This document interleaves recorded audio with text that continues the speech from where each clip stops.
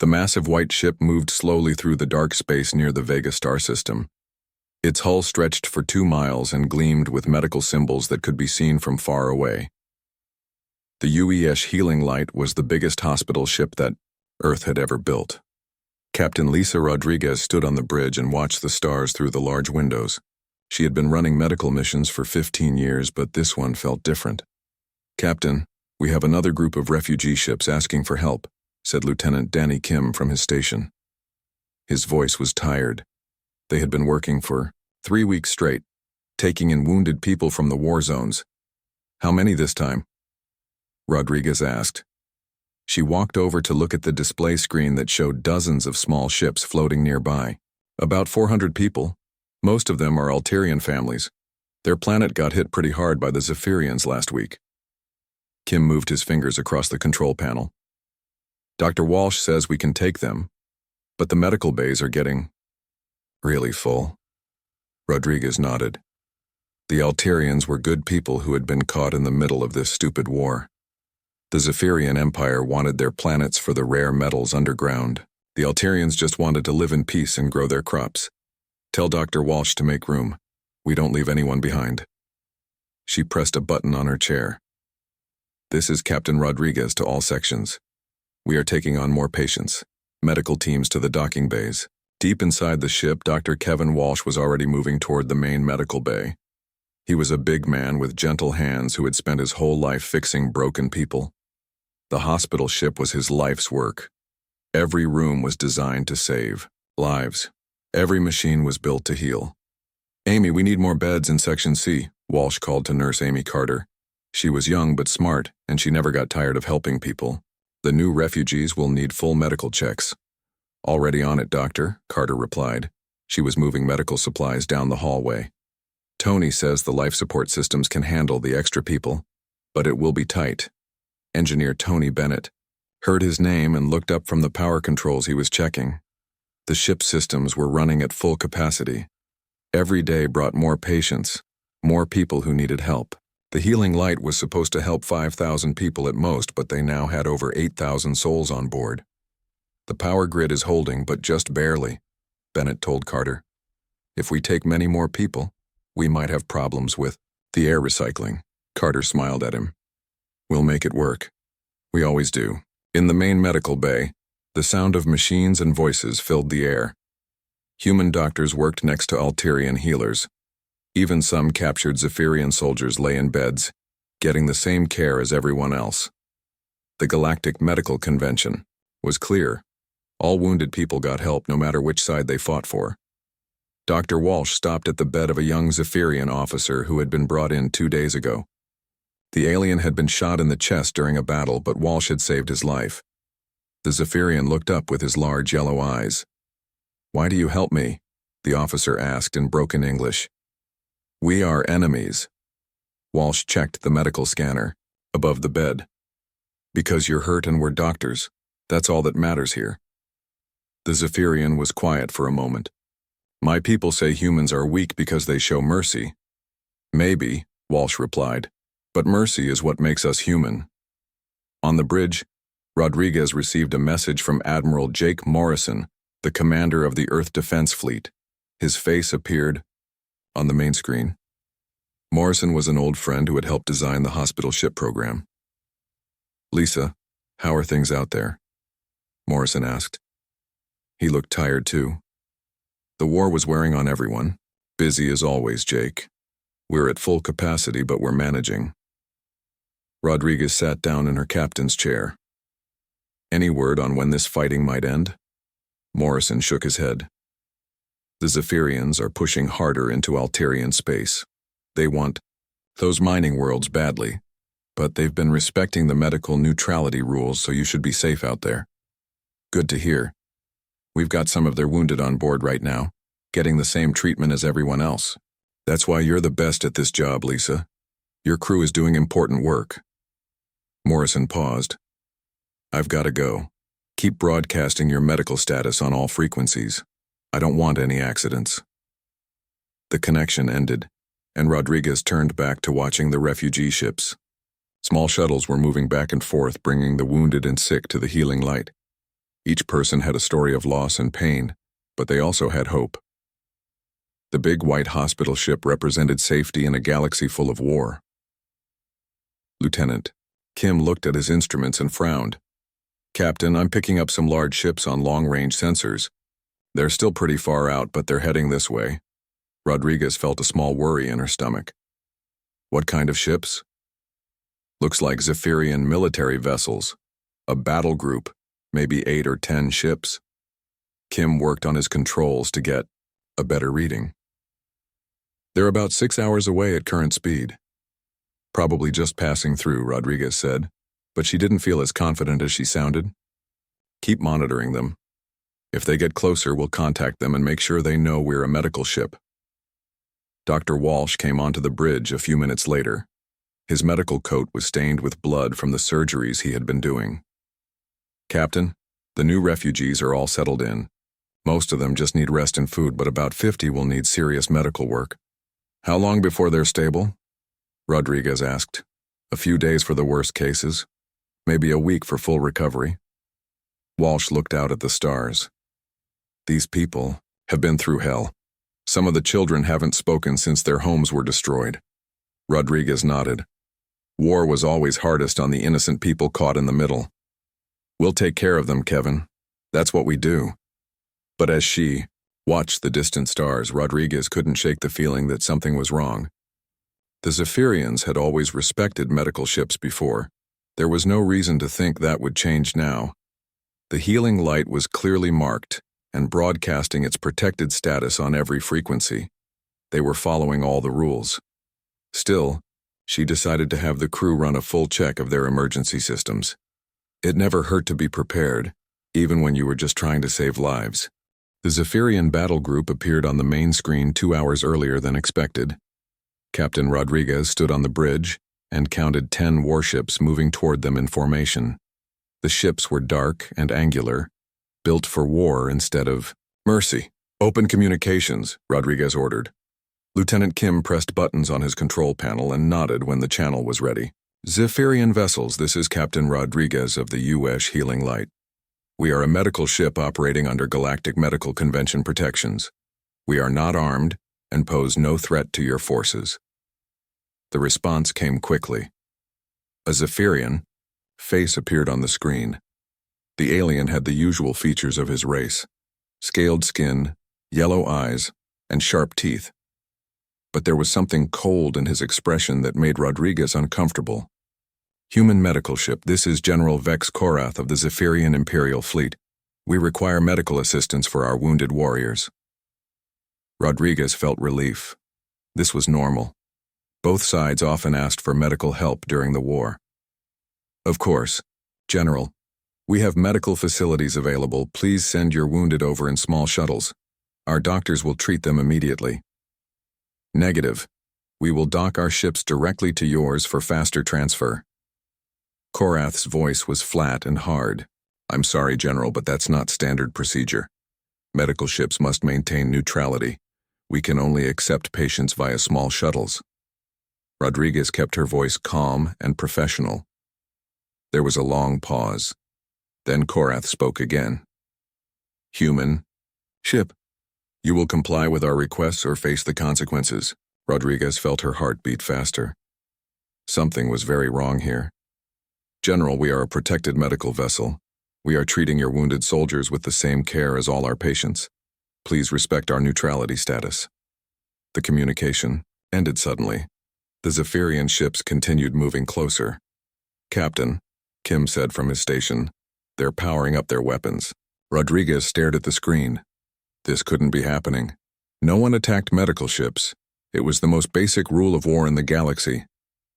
"Are you sure?" "Yes, ma'am. All 10 ships show active weapon signatures." Kim's voice was shaking slightly. "Broadcast our medical status on all frequencies. Full power. Make sure every ship in the sector knows what we are." Rodriguez pressed the emergency alert button. "All hands, this is the captain. We may have a problem. Medical staff, secure all patients. Engineering, prepare emergency systems." In the medical bays, Dr. Walsh heard the announcement and felt cold fear in his stomach. He was working on a young Altarian girl who had been hurt in a bombing attack. Her parents stood next to the bed holding her small hands. "Amy, get the emergency medical kits ready," Walsh called to Nurse Carter. "If something happens, we need to be able to move the critical patients fast." Carter grabbed supplies from the storage units. "Doctor, what's going on? Why would anyone attack a hospital ship?" "I don't know," Walsh replied, "but we need to be ready for anything." Engineer Bennett was in the power control room when his screen started flashing red warnings. The ship's defensive shields were trying to come online, but they were weak. Hospital ships weren't built for combat.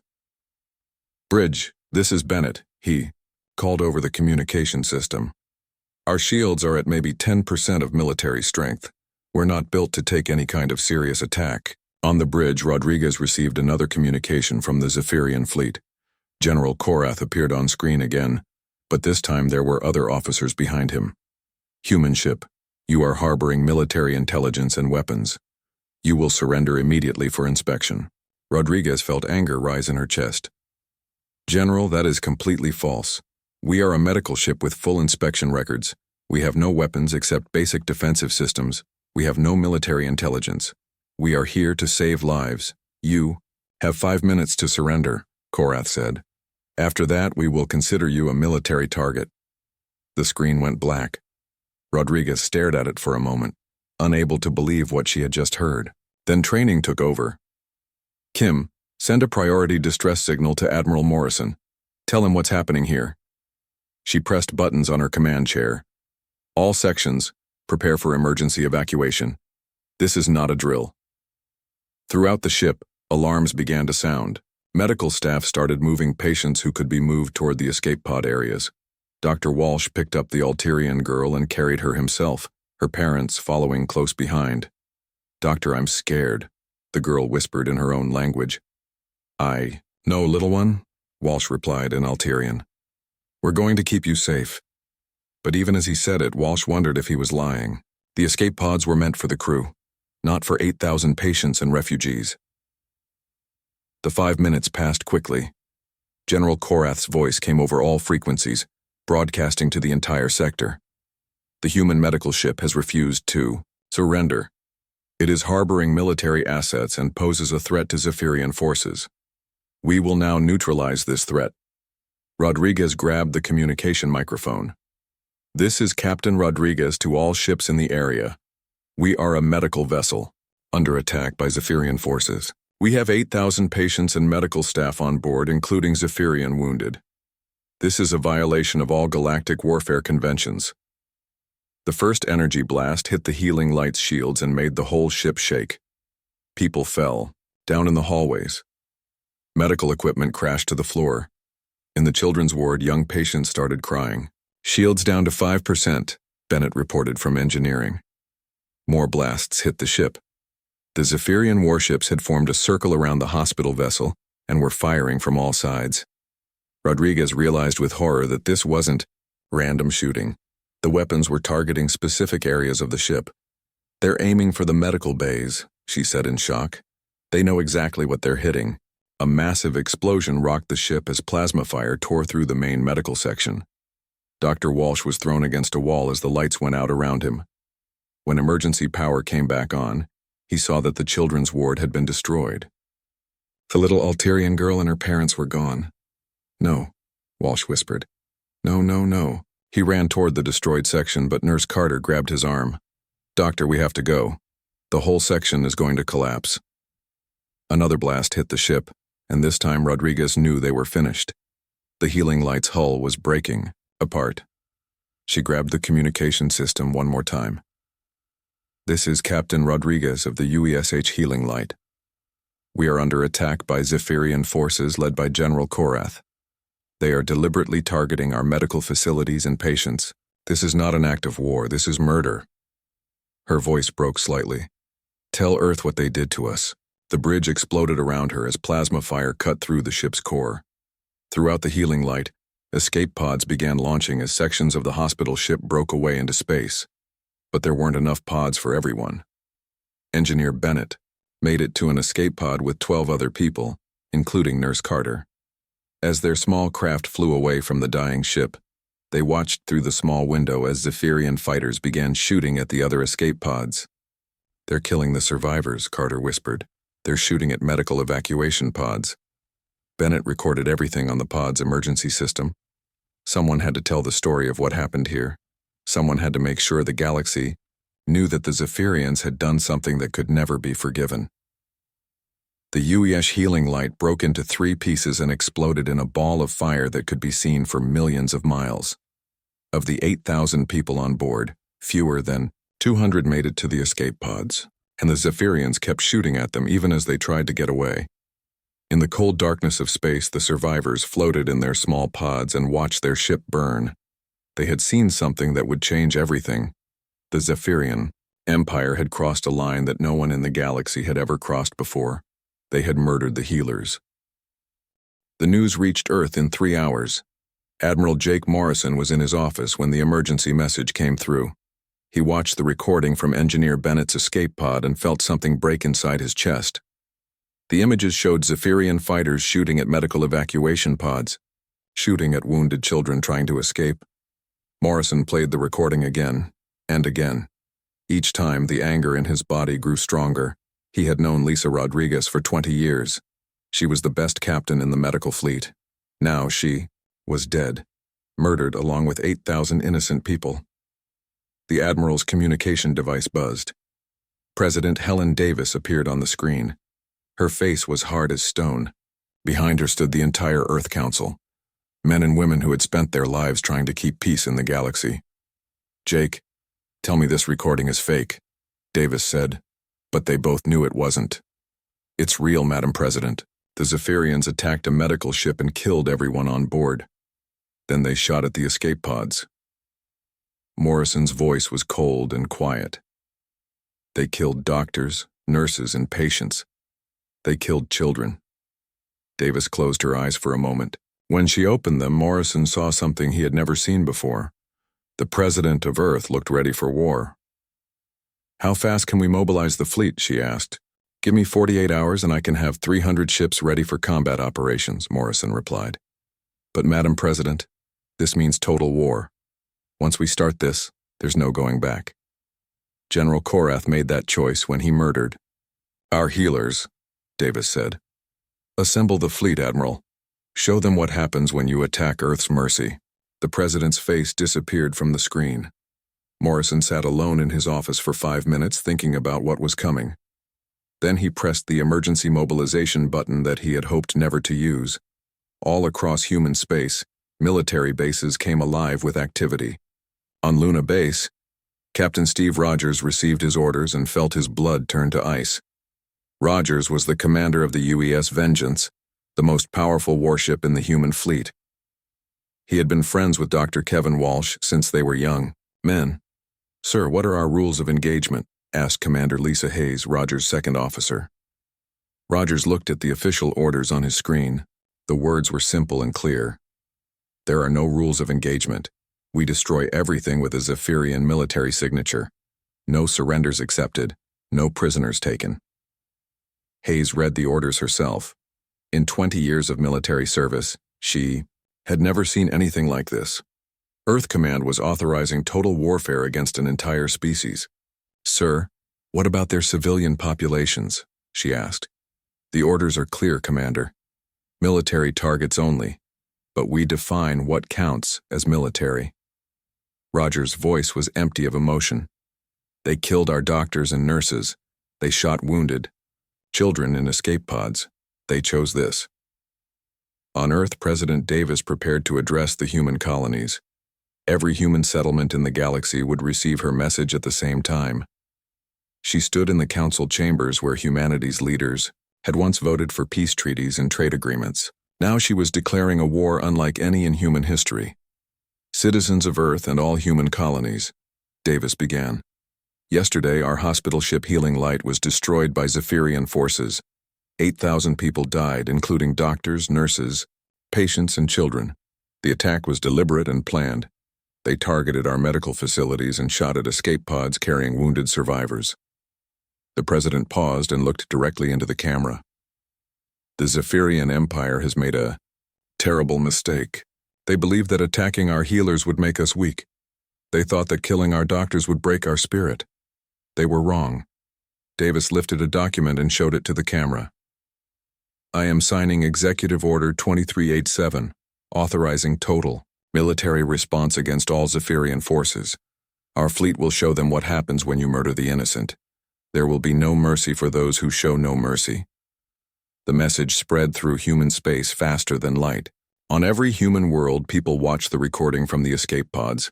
They saw Zephyrian fighters shooting at medical evacuation craft. They saw the hospital ship burning with 8,000 souls on board. The reaction was immediate and fierce. Volunteer offices were flooded with people wanting to join the military. Shipyards began working around the clock to build new warships. Even the most peaceful human colonies voted to send money and supplies for the war effort. But it wasn't just humans who were angry. The Alterian Republic had lost 400 refugees on the hospital ship. Their parliament voted unanimously to join Earth's war. The Centauri Federation, normally neutral in all conflicts, offered their entire fleet to help hunt down General Korath. Ambassador Chen Wei from the Galactic Peace Council came to Earth to try to prevent total war. He met with President Davis in her office, hoping to find a peaceful solution. Madam President, the destruction of your hospital ship was a terrible crime, Ambassador Chen said. But total war will only lead to more death. Surely we can find another way. Davis showed him the recording from the escape pods. Ambassador, they shot wounded children trying to escape. They murdered doctors and nurses. There is no other way. The Zephyrian government is claiming that General Korath acted without orders, Chen replied. They want to negotiate. Then they can hand over Korath and every officer who participated in the attack, Davis said. They can surrender their entire military fleet, and they can pay compensation to the families of everyone they murdered. Ambassador, Chen knew these terms were impossible. The Zephyrian Empire would never accept such conditions. Madam President, please reconsider. This path leads only to destruction. Davis stood up and walked to the window that looked out over Earth's capital, city. Ambassador, my people have always valued life above everything else. We build hospital ships instead of battleships. We send doctors to war zones instead of soldiers. But there is a limit to our patience. She turned back to face him. They crossed that limit when they murdered our healers. Now they will learn that a species capable of great mercy is also capable of great wrath. The ambassador left Earth that day knowing that nothing would stop what was coming. The recording of the hospital ship attack had been broadcast across the galaxy. Every species had seen Zephyrian fighters shooting at medical evacuation pods. Even the Zephyrians' few allies were starting to distance themselves from Korath's actions. On military bases throughout human space, soldiers prepared for a war unlike any they had fought before. The usual rules would not apply. The Galactic War Convention had been thrown away the moment the first shot hit the healing light. Engineer Tony Bennett sat in a hospital on Mars, recovering from his injuries. Nurse Amy Carter was in the bed next to him. They were two of only 193 survivors from the hospital ship. Every day, military officers came to interview them about what they had seen. They want us to testify before the Earth Council, Carter told Bennett. They want the whole galaxy to hear what happened. Bennett nodded. His hands were still shaking from what he had witnessed. Amy, I keep seeing those fighters shooting at the escape pods, over and over in my dreams. I know, Carter replied. But we have to tell our story. We're the only ones who can speak for the 8,000 people who died. Outside their hospital window, they could see military transports landing and taking off.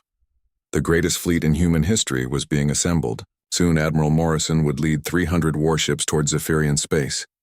The survivors of the healing light knew that their friends and colleagues would be avenged. Earth had awakened something terrible and beautiful. The fury of a species that valued healing above all else now turned toward destruction of those who attacked the healers. The war for justice was about to begin. Admiral Morrison's fleet dropped out of faster-than-light travel at the edge of the Arcturus system. 300 human warships appeared in space like angry hornets. The UES Vengeance led the formation, its black hull gleaming with new weapons, designed specifically for this mission. Captain Rogers stood on his bridge and looked at the tactical display. Arcturus Naval Base was the largest Zephyrian military installation in this sector. Intelligence reports said General Korath was stationed there with the same ships that had attacked the hospital. "All ships, this is Admiral Morrison," came the voice over the communication system.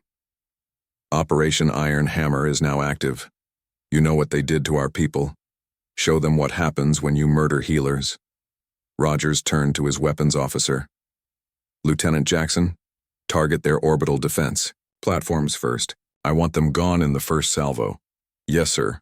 All weapons locked and ready," Jackson replied. His fingers hovered over the firing controls. The Zephyrian base began broadcasting surrender signals as soon as they detected the human fleet. A panicked voice came over the communication channels. "Human fleet, this is Base Commander Nex Valen. We surrender. Please respect the Galactic War Convention. We have wounded personnel who need medical attention." Admiral Morrison's response was broadcast to every ship in both fleets. "Commander Vallon, did our doctors get the chance to surrender? Did our wounded patients get medical attention when your fighters shot at their escape pods?" There was silence.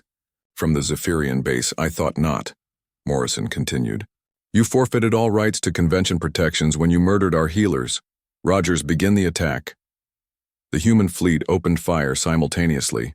Energy beams and missiles filled the space around Arcturus Naval Base. The orbital defense platforms exploded in bright flashes of light. Within minutes, the base's shields were gone and its weapons were destroyed. Captain Rogers watched the destruction through his ship's cameras. "Target their hangar bays next. I want every fighter destroyed before it can launch." "Sir, we're detecting escape pods launching from the base," reported Commander Hayes. Rogers looked at the tactical display. Dozens of small craft were fleeing the burning station. For a moment, he remembered the recording of Zephyrian fighters shooting at medical evacuation pods, the image of wounded children dying in space. "Let them go," Rogers said quietly. "We're not them." But other human captains made different choices. The UES Thunder opened fire on a group of Zephyrian escape pods.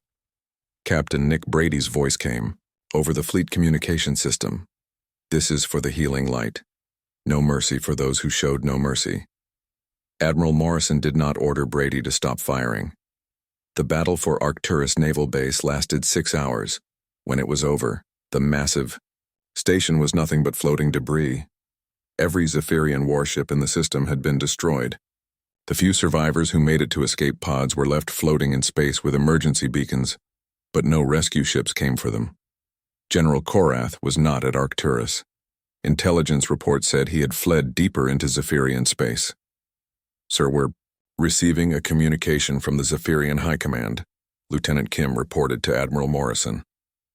The face of a high-ranking Zephyrian official appeared on the main screen. Admiral Morrison recognized him as Defense Minister Kex Thalan, one of the most powerful leaders in the Empire. "Admiral Morrison, I am Defense Minister Thalan. We need to discuss terms for ending this conflict." Morrison stared at the alien's scaled face. "Minister, you can end this very simply. Hand over General Korath and every officer who participated in the attack on our hospital ship. Surrender your entire military fleet. Pay compensation to the families of the 8,000 people you murdered." Thalan's yellow eyes widened. "Admiral, those terms are impossible. Surely we can reach a more reasonable agreement." "Minister, let me show you something." Morrison played the recording from Engineer Bennett's escape pod. The images showed Zephyrian fighters shooting at medical evacuation craft carrying wounded children. "This is what your people did," Morrison said when the recording ended. "They murdered doctors and nurses. They shot wounded children trying to escape. There will be no reasonable agreement." The communication ended. Morrison turned to his fleet commanders. "Gentlemen, prepare for the next phase. We're going to visit every Zephyrian military installation in this sector. When we're done, they won't have a single warship left." The human fleet divided into smaller groups and spread out across Zephyrian space. Captain Rogers led one group toward the mining colonies where Zephyrian supply ships operated. Commander Lisa Hayes took a squadron of fast attack ships to hunt down Zephyrian patrol vessels. At the mining colony of Kepler-7, Rogers found a convoy of Zephyrian supply ships trying to escape with military equipment. The convoy was protected by 2 destroyers and a cruiser. "This is Captain Rogers to Zephyrian convoy. Surrender your military escort vessels and we will allow your civilian ships to leave." The response came from the Zephyrian cruiser captain. "Human ship, we are carrying medical supplies to our wounded soldiers. Please allow us to pass." Rogers checked his scanners. The ships were indeed carrying medical supplies, but they were also loaded with weapons and ammunition for military bases. "Zephyrian captain, you are carrying military cargo. Your escort ships will be destroyed. Evacuate them now." "Captain Rogers, please. We have wounded soldiers on board who need these supplies." Rogers thought about Dr. Walsh working to save wounded Zephyrian soldiers on the hospital ship. The doctor had treated enemy patients with the same care as human ones. Then he thought about Walsh dying when plasma fire destroyed the children's ward. "You have 5 minutes to evacuate your military ships," Rogers said. "After that, we open fire." The Zephyrian escort ships launched their escape pods and abandoned their vessels. Rogers watched the small craft floating in space and remembered his earlier decision to let survivors live. Destroy the military ships. Let the supply convoy go. The 3 Zephyrian warships exploded under human fire. The supply ships continued toward their destination, but without military protection, they would be easy targets for other human squadrons. Meanwhile, Commander Hayes was hunting a group of Zephyrian patrol ships near the edge of their territory. Her squadron of 12 fast attack vessels had been tracking the enemy ships for 2 days. "There," said Lieutenant Peter Stone from the sensor station. 4 ships hiding behind that asteroid field." Hayes studied the tactical display. The Zephyrian ships were older models, probably used for border patrol rather than major combat. They were trying to avoid the human fleet by hiding in the asteroid belt. "All ships attack formation. We go in fast and hit them before they can escape." The human ships swept through the asteroid field like hunting hawks. The Zephyrian patrol vessels tried to run, but they were too slow. Within minutes, all 4 enemy ships were destroyed. "Commander, we're receiving a distress signal from one of the escape pods," reported Stone.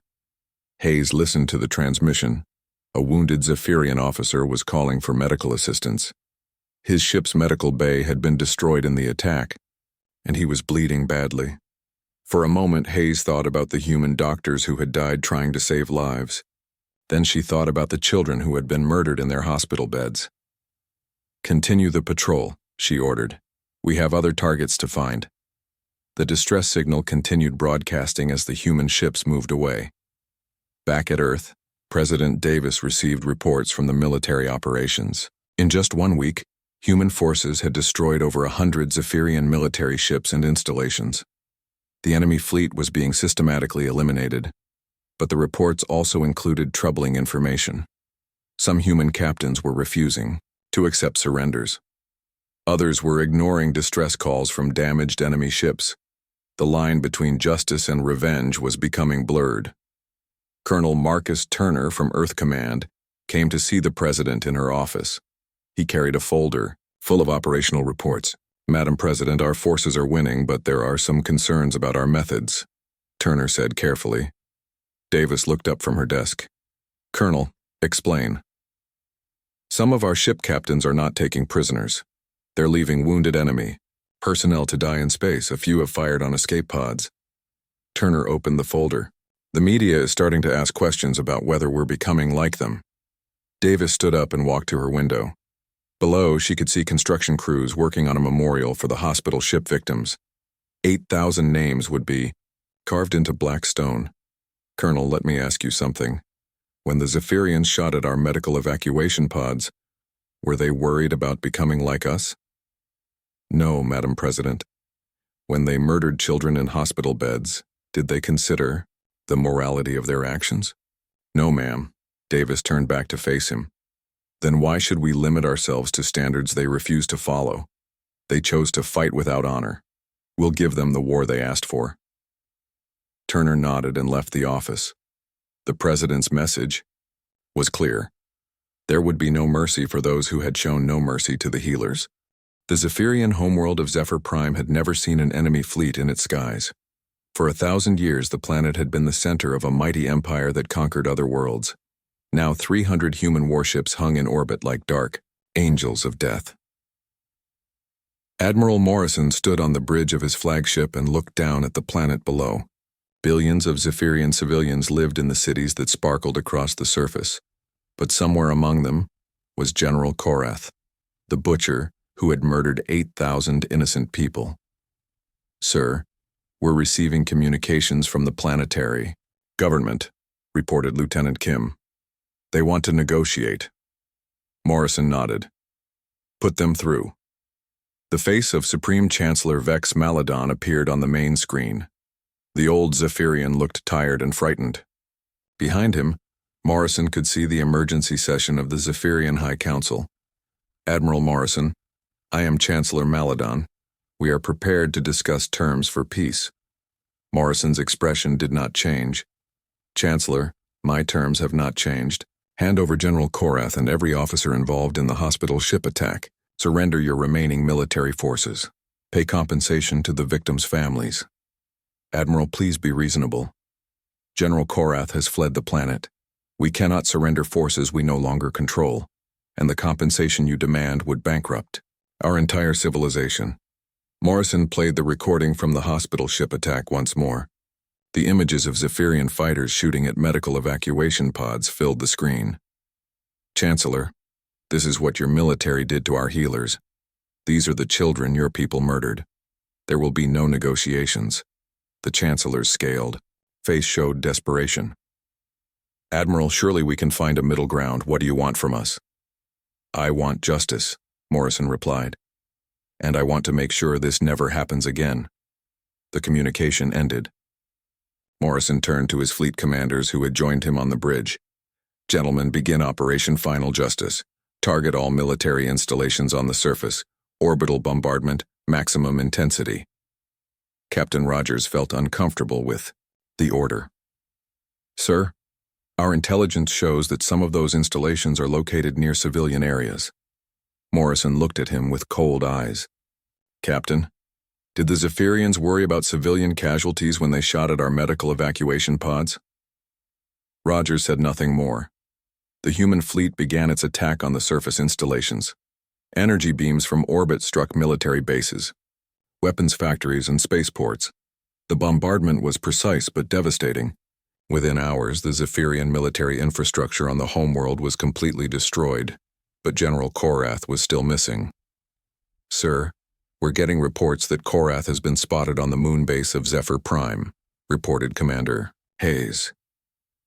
"Intelligence says he's trying to organize a final resistance." Morrison smiled for the first time in weeks. "Take a squadron and bring him back alive. I want him to face justice for what he did." Hayes led 12 ships toward the moon base. The installation was heavily fortified and defended by the last functional Zephyrian warships. As the human ships approached, the enemy vessels moved to intercept them. "This is Commander Hayes to Zephyrian forces. Surrender General Korath, and we will allow you to evacuate the base." The response came from the lead Zephyrian ship. "Human Commander, General Korath is under our protection. We will not surrender him to your illegal tribunal." Hayes felt anger rise in her chest. There is nothing illegal about seeking justice for mass murder. The battle for the moonbase was brief but intense. The remaining Zephyrian ships fought with desperate courage, but they were outnumbered and outgunned. One by one, they were destroyed by human fire. The moonbase itself tried to surrender when its defenses were breached. Hayes ignored the surrender signals and ordered her ships to continue the bombardment. When the attack was over, the base was a smoking ruin. But General Korath had escaped again. 3 days later, human intelligence located Korath on a remote mining station in the outer system. This time, Admiral Morrison led the mission personally. He took only one ship, the UES Justice, which had been built using salvaged materials from the hospital ship Healing Light. The mining station had no defenses and no military value. It was simply a place where Korath thought he could hide until the war ended. He was wrong. Morrison landed troops on the station and searched every corridor until they found the general in a storage room, trying to disguise himself as a civilian worker. When the human soldiers dragged him before Morrison, Korath still tried to maintain his arrogance. "Admiral, I demand to be treated according to the Galactic War Convention," Korath said. Morrison stared at the alien who had caused so much death and pain. "General, you forfeited all rights to convention protections when you murdered our healers." The trial of General Korath was broadcast across the entire galaxy. Every species watched as the human military tribunal presented evidence of the hospital ship attack. Engineer Bennett and Nurse Carter testified about what they had witnessed. The recordings from the escape pods were played again and again. Korath's defense attorney, a Zephyrian lawyer named Kex Thulon, tried to argue that his client had been following orders from higher authorities, but no evidence supported this claim. Intelligence intercepts showed that Korath had acted on his own initiative when he decided to attack the medical ship. The defendant stands accused of mass murder, war crimes, and violations of galactic medical neutrality, announced Judge Colonel Turner. "How does the defendant plead?" Korath stood up in the courtroom aboard the UES Justice. Around him sat the families of some of the hospital ship victims who had traveled from Earth to witness the trial. "I plead not guilty," Korath said. "I was eliminating a military threat to my forces." Bennett stood up from the witness section. "You murdered children in their hospital beds. You shot at wounded people trying to escape. There was no military threat." The trial lasted for 2 weeks. Witness after witness testified about the attack. The evidence was overwhelming and undeniable. When the verdict came, no one was surprised. General Vex Korath, this tribunal finds you guilty of mass murder, war crimes, and crimes against galactic humanity, Judge Turner announced. "You are hereby sentenced to death by spacing." Korath was taken to the airlock of the UES Justice. Admiral Morrison himself operated the controls that opened the outer door. As the general was sucked into the vacuum of space, Morrison thought about Dr. Walsh and Captain Rodriguez and all the other good people who had died trying to save lives. The execution was broadcast live across the galaxy. Every species saw what happened to those who attacked human healers. The message was clear and unmistakable.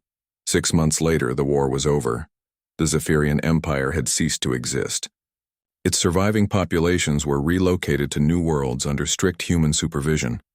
The remaining Zephyrian military officers were tried and executed for war crimes. A new hospital ship was launched from Earth's orbital shipyards. The UESH Gentle Mercy was twice the size of the original Healing Light and carried the most advanced medical equipment in the galaxy. On its hull were painted the words, "Harm our healers, face our fury." The ship's first mission was to provide medical aid to the Alterian colonies that had been damaged during the war. Captain Ellen Brooks, who had commanded one of the attack squadrons during the conflict, was chosen to lead the new medical vessel. On the bridge of the Gentle Mercy, Brooks looked at the memorial wall that listed the names of everyone who had died on the original hospital ship. 8,000 names were carved into metal that had been salvaged from the Healing Light's wreckage. Dr. Patricia Lane, the ship's chief medical officer, joined Brooks at the memorial wall. Lane had volunteered for the medical service after watching the recordings of the hospital ship attack. "Captain, do you think we did the right thing?" Lane asked. "The total war, the executions, the destruction of their entire civilization?" Brooks thought about the question for a long moment. "Doctor, they attacked a hospital ship. They murdered children in their beds. They shot at medical evacuation pods." She turned to face Lane. "What would you have done?" Lane had no answer. The Gentle Mercy continued its journey toward the Alterian colonies, carrying medical supplies and hope to people who had been hurt by war. But everyone in the galaxy knew that this new hospital ship was protected by the most powerful military force in known space. The humans had learned a terrible lesson about the galaxy they lived in. Not everyone respected mercy and compassion. Some creatures would attack the innocent and defenseless, but those creatures would face the full wrath of a species that valued healing above all else. The Healing Light Protocol was now the law of human space. Any attack on medical personnel or facilities would trigger an immediate and total military response. There would be no negotiations, no mercy, and no quarter for those who harmed the healers. The galaxy had learned that while humans were capable of great compassion, they were also capable of great vengeance, and they would never again allow anyone to attack those who dedicated their lives to saving others. The age of human mercy protected by human might had begun.